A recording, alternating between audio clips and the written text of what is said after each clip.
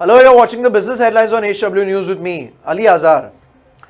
At a time when public sector banks are under the pump, with Punjab National Bank pummeled with the massive scams perpetrated by Nirav Modi and his uncle Mehul Choksi worth 13,400 crore rupees, and most recently by the promoters of Bhushan Steel worth 3,800 crore rupees.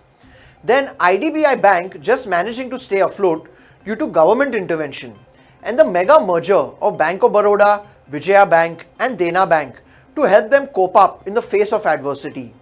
One public sector bank has managed to avoid the trials and turbulations of the sector while maintaining a good reputation.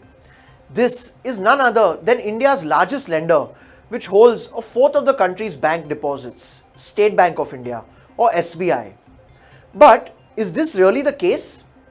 According to an expose by Moneylife and a follow-up piece by Business Insider, this is far from the truth. The expose suggests that SBI has overstated its profits by as much as 9,500 crore rupees over 3 years between financial years 2012-13 and 14-15. And what's even worse is that RBI has fought tooth and nail to sweep this matter under the carpet, thereby not fulfilling its fiduciary duty to report the misdeeds of SBI in its annual inspection of the bank's accounts. The matter came out in the open only after a perseverant RTI activist named Girish Mittal was finally granted access to the bank inspection reports after the Supreme Court threatened the RBI with contempt proceedings. But the question to be asked is that why would the RBI go to such great lengths and disobey orders of the Central Information Commission and even the Apex Court and risk its integrity to conceal this information from public view? The contents of the report give us the answer. According to the report, the country's largest bank has suppressed employee fraud, covered up bad loans, flouted anti-money laundering rules, indulged in window dressing and evergreening of loans, and a host of other violations. The modus operandi of the bank seems to be to perform a cleanup exercise every time a new chairman is elected. So, in the first year, an incoming chairman, a huge amounts are written off and provisioned from its books to give an impression that the new regime is serious about cleansing the wrongdoings of the past and starting afresh. A similar pattern can be seen with the previous two chairpersons and the current one, that is Pradeep Chaudhary, Arundhati Bhattacharya and the incumbent Rajneesh Kumar. But then, after this cleanup exercise begins the stage of managing profits so as to leave behind a profitable legacy.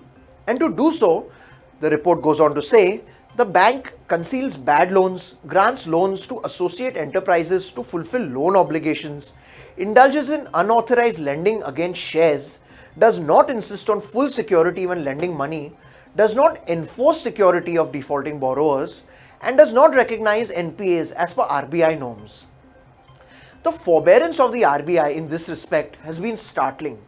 And not only has the regulator tolerated the evils of its favourite son, but has gone to the extent of concealing it, thereby putting itself at risk. A possible reason may be the fact that SBI is considered an institution too big to fail, and perhaps its downfall would truly be the last nail in the coffin of the crumbling financial system plagued with one travesty after another. Most recently, we saw the downfall of another financial institution that was given the tag of too big to fail, ILFS, which did fail and wreaked havoc on the system, with entities still feeling the effects till date. Maybe the RBI was trying to avoid another scenario like that. With Finance Minister Nirmala Sitharaman announcing a fresh 70,000 crore rupee bank recapitalization scheme in her latest budget, it's time we stopped wasting precious taxpayer money and tackle the problem from the root.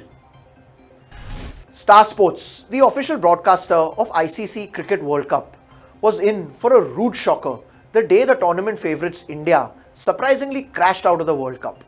Its advertising revenue took a hit as last-minute advertisers who were expected to pay a hefty premium if India made it to the finals are now hedging their bets and unwilling to go the distance in terms of their spends. To break it down for you, there are two types of ad slots up for grabs. One is for sponsors of the World Cup, which are usually sold in bundled deals that are locked in at the beginning of the tournament. Hence, they are negotiated at a lower price. Around 40 advertisers have signed up as sponsors this time, around which include the likes of Havells, Amazon, MRF Tires, Dream11, Uber, Swiggy, etc. And according to media industry sources, pay an average rate of 8 to 10 lakh rupees per 10 seconds to air their content during matches. The other type is spot buys, which are negotiated at a higher price depending on when the advertisers come on board and for what matches. Since for sponsors the rate is already predetermined, it is the spot buys which are the last minute buys where Star Network is expected to lose revenue because of India not making it to the final. According to estimates, Star could have charged a premium of 25 to 30 lakh rupees per 10 seconds if India was playing in the finals. However, currently these spots are expected to go anywhere between 15 and 17 lakhs per 10 seconds. Considering a typical World Cup match has about 5500 seconds of total ad revenue, and games such as finals cramming in 10 to 15% more ad time, taking even the lower end of the spectrum, the men in blue not able to make it to the finals may cost Star Sports upwards of 30 crore rupees. At the beginning of the tournament, Star was targeting an ad revenue of 1800 crore rupees from television, its video streaming platform Hotstar, and digital media. However, as rain washed out 4 matches in the initial stages of the tournament, and now the fact that India has not made it to the final, Star is expected to rake in anywhere between 15 and 1600 crore rupees. What we find very interesting is that IPL has managed to generate an ad revenue of 2500 crore rupees, which is significantly higher than the World Cup. However, it was not all bad for Star India, and several factors have worked in its favour this World Cup. The match timings in England were in tune with Indian television viewing time, and most of India's games fell on weekends when viewership soared, fueling ad revenues even further. Another reason to cheer was the fact that its streaming service Hotstar clocked in record viewership, coming in at 19 million concurrent viewers for the India-New Zealand semi-final on Wednesday, which was higher than the previous record of 18.6 million for the IPL final between Mumbai Indians and Chennai Super Kings on May 12th, and also beat the 15.6 million viewers recorded during the India-Pakistan game. Concurrent viewers mean the number of viewers watching the match simultaneously at any given point of time. Thank you for watching HW News. This is me signing off. Have a great day.